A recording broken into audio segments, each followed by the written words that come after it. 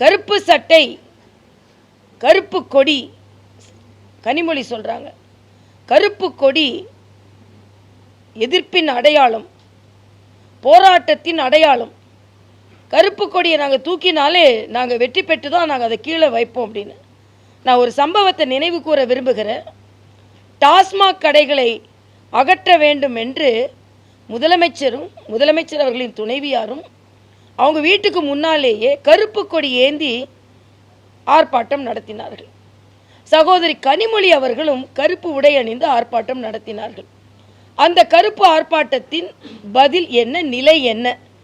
ஆக நாங்கள் வெற்றி பெற்று விட்டு தான் அந்த கருப்பு கொடியை கீழே வைப்போம் என்று சொல்வது மட்டுமல்ல, காளியின் நிறம் கருப்பு என்று காளியை பற்றி சிந்திக்காதவர்களே சொல்லிக்கொண்டு காவி கொடி பறப்பதற்கு வாய்ப்பே இல்லை என்று முதலமைச்சர் சொல்ல சொல்ல சொல்ல காவி கொடி பறப்பதற்கு வாய்ப்பு அதிகமாகி கொண்டிருக்கிறது என்பதுதான்.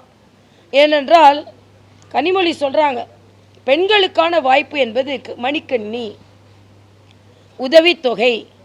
ஆனால் அவங்களுக்காக பாதுகாப்பு எங்கோ போய்கொண்டிருக்கிறது, அவர்களுக்கான அங்கீகாரம் முடக்கப்பட்டு இருக்கிறது. அதனால ஸ்டாலின் சொல்றாரு இந்த போட்டி தமிழகத்திற்கும் டெல்லிக்கும் ஆனது என்று. இல்லை, இந்த போராட்டம் ஸ்டாலினுக்கும் பெண்களுக்குமானது. முதல்ல எவ்வளோ இடம் அப்படின்னு கேட்டாங்க.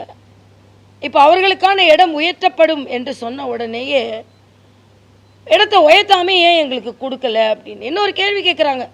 2014 2019 நீங்கள் தானே ஆட்சிக்கு வந்தீங்க, ஏன் அப்போ அதை நிறைவேற்றலை? நான் கேட்குறேன் உங்ககிட்ட, 18 ஆண்டுகள் நீங்கள் மத்திய அரசில் ஆட்சியில் இருந்தீங்களே, அப்போ ஏன் அதை நிறைவேற்றவில்லை? அப்போ நீங்கள் மகளிருக்கு எதிரானவர்கள் தானே.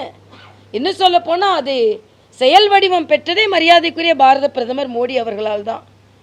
அதனால் இந்த மகளிர் மசோதாவை மகளிரின் உரிமையை பறித்துவிட்டு தமிழகத்தின் உரிமையை நிலைநாட்டுகிறேன் என்று சொன்னால் எந்த அளவிற்கு ஒரு பொய்யான நிலைப்பாடை முதலமைச்சர் எடுத்திருக்கிறார் என்பதும், எதிர்க்கட்சியாக இருக்கும் பொழுது சட்டமன்றத்திலிருந்து சட்டையை கிழித்திட்டு வந்து அரசியல் செய்தார்.